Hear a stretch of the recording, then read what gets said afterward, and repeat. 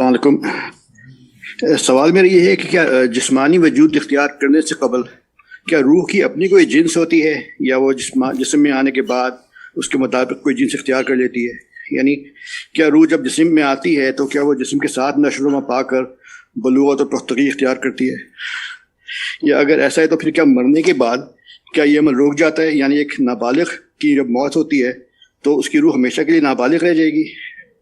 اور دوسری بات یہ کہ اگر جیسا کہ آج کل ممکن ہے کہ کوئی اگر اپنی جنس بدلوا لے تو روح پر اس کا کیا اثر ہوگا؟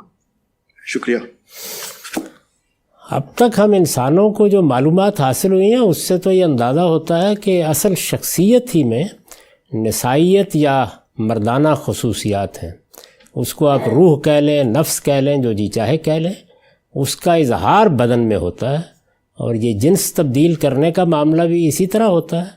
یعنی جسم کی مطابقت نہیں ہوتی، وہ بعض اوقات کسی آپریشن سے مطابقت پیدا کر دی جاتی ہے.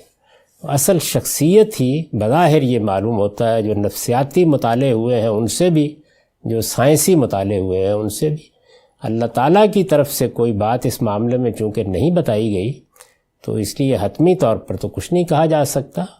لیکن جو کچھ ہم مطالعہ یا مشاہدہ کرتے ہیں اس سے تو یہی معلوم ہوتا ہے کہ اصل شخصیت ہی کے اندر یہ سارے خصائص، یہ سارا شعور پایا جاتا ہے، جسم اس کے مطابق دیا جاتا ہے.